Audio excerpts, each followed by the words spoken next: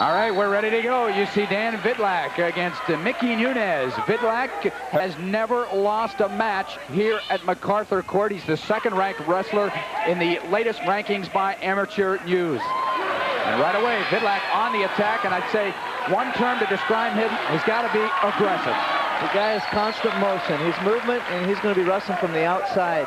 Saw him there with a duck under and coming around behind and scores a 2-point takedown. Vidlak's coming out strong. Did not take him long, less than 20 seconds to record the first points of tonight's match. Vidlak, look at it again. This is them going out of bounds, and here we were wrestling. Vidlak's on top. He's going to get a little riding time, and I imagine after he gets a little riding time, he's going to cut him, and he's going to be a takedown machine. Well, that's what he did in the first round match against Phil Nowick of Stanford. He decisioned him 20-5, and then he came back in the semifinals and recorded what for Vidlak, as you see the escape and 1 point for Nunez, a rare pin in the semifinals for Vidlak. Only the third pin in Vidlak's career. Like I said, he's a scoring machine, not a pinning machine. The guy likes to put up points up on the board, and you're going to see that here in the finals. I think he's a strong favorite in this match. Indeed he is, and he will be one of the favorites at the NCAA Championships in Oklahoma City in 2 weeks.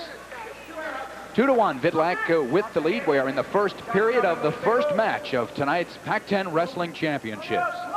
Vidlak's in on a 2-on-1 right now, trying to control the tie-up and tries to take a shot. Nunez comes back with a shot. Both guys are trying to fill each other out, and we'll see who's going to get the takedown. Nunez from Arizona State, the number 3 seed in the 118-pound division. Nunez got off to a slow start this year. Beautiful shot by Vidlak. He shot in a high touch, and Nunez reached his hand in, and he threw a fireman's carry from there. Really well done. And Vidlak immediately racking up the points. 6-1 now, with 1:20 to go in the first period. Dan Vidlak is one intense wrestler, and we're seeing that here tonight. 6-1 the score now. His coach Ron Finley said that in these championships, Vidlak is wrestling as well as he ever has, which boded no good for the wrestler. The other guys in his weight classification. He's just a tough kid from Hidden Valley High School in Grants Pass, Oregon. You see the intensity on his face. He's focused, and he knows where he's going with this match. It looks like he's going to cut him. And he does. There's the 1 point for Nunez, and Vidlak's going to come right back at him. A lot of confidence in his ability to shoot and take people down. And now Nunez with the underhook really has control of the tie-up here. And as we get to this, Vidlak breaks the tie. It's going to work from the outside. That's where he works best, is from the outside here. He's in on a 2-on-1. Controlling the arm down into a nice double leg. Turns the corner. There's your 2-point takedown. That makes it 8-2 with 30 seconds remaining in the first period. He has now accumulated over a minute of riding time, and if he can keep that minute by the end of this match, he'll score an extra point. Assuming that the match goes the distance. You see the Oregon Brain Trust, Ron Finley there in his 23rd campaign with the Ducks. He's done an outstanding job here in Eugene. With just 10 seconds to go in this round, Vidlak's going to try to ride him out. And he's also getting that riding time collecting up. So he'll have almost a minute and a half when this period is over, and it is. So at the end of the first period, Dan Vidlak dominating play with 4 takedowns, leading 8-2. We have the toss of the coin, and the choice goes to Vidlak. He defers his choice to Nunez, and Nunez will choose down.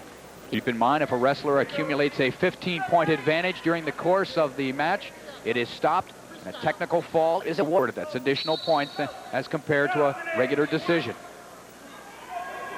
Vidlak cut him, and now we're back on our feet, and we see Vidlak really eyeing those legs, and I imagine he's going to be in on him here in a few short seconds. There he is. Nice outside single leg to a 2-point takedown. And he's going for a cheap tilt. Nunez gets the escape. Makes it 10-4. Vidlak in on a shot. Hip lock, back in. 2-point takedown. Now that's just intensity. He's wrestling and going after him. He's going to cut him. He may end this one quickly. He now has a 7-point advantage and simply bulls Nunez out of the ring. Vidlak with a 22-1 record this year. Nunez got off to a slow start.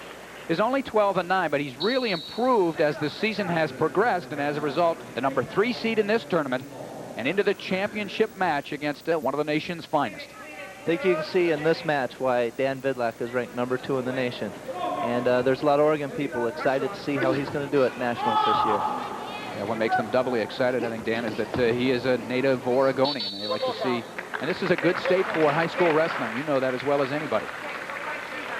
Dan Vidlak really controlling the underhook and getting those hip locks and getting into his takedown shots, getting into the leg attacks. He's done that well, and he's controlled the 2-on-1 well. There he is in the 2-on-1 again. Into a shot. Good scramble, and he comes up with another 2 points. 14-5 with 45 seconds remaining in the period. 40 seconds, gentlemen, 40 seconds. Right now he's riding him out, 30 seconds to go, and he's cutting him. He's going to try to get another takedown with just 30 seconds to go in this round. There's his outside single. He does not come up with it. Back into a double. And he's in a little precarious position there. 2-point takedown. But he gets the takedown anyway. Off the mat they go, and so they'll go back into the center. Vidlak leading 16-6. Dan Vidlak in on a hip lock. He's got the underhook. Ducks under right there into his double. Almost loses his balance. Turns the corner really well here and gets that 2-point takedown. That really showed his mat sense. He knew where he was out on the mat, and he turned the corner well. Maybe the hardest worker on the Oregon squad, the leader. You know, it's nice to have a guy in that first weight classification of any match, dual meet tournament, whatever, that you know is going to come up with a big win for you. It always gets your team off to a good start, and that's what Vidlak has done the last 4 years here in Eugene. So the end of the second period. Vidlak leading 16-6 and has accumulated over 2 minutes of riding time, so he's assured of having an advantage there. Vidlak chose neutral, so they're going to start the third round up on their feet. Again, if he can accumulate a margin of 15 points or more during the course of this period, they would stop the match, and he would get a technical fall, which would be additional points added on to a normal victory. Right now we see them both scrambling. Nunez trying to get in on a shot, and Vidlak trying to get the distance so he can get into his attacks. Nunez is controlling the underhook there, which is an advantage position for him. There's a pretty good coach right there, Bobby Douglas. 6 consecutive Pac-10 championships. You talk about turning a program around. I mean, he really did it down there. Dan Vidlak just in on a duck under. Really well done, and you see a slickness there with that. Another 2 points. We're down to 1 minute and 15 seconds remaining in the match. Dominated by Vidlak from the get-go. He recorded his first takedown 25 seconds into the match and has controlled it ever since. Nunez tried to get an inside trip, missed it, and Vidlak took advantage of it and scored another 2-point takedown. He's now leading 20-7. So now he needs either 2 takedowns, considering he would give up an escape, or he needs kind of a near fall, near pin. Instead, he'll go for the takedowns. He gets a 15-point lead, and they'll stop the match. And that's what it looks like he's going to do here. And Oregon really would like to see that happen because they want the points. They're scrambling right now to see if they can take that third-place team trophy home. Dan Vidlak in on a single leg. Now he needs to let him go and get another takedown, and that would do it. He's up 14. Take one away with an escape. But I think he's... if he can ride him out here to the last 17 seconds of the match, he also has the riding time. He'll get the 1 point, and he'll have that 15-point lead. Good point. 16 seconds remaining, and now it's just a matter of survival for Sean Charles from Arizona State.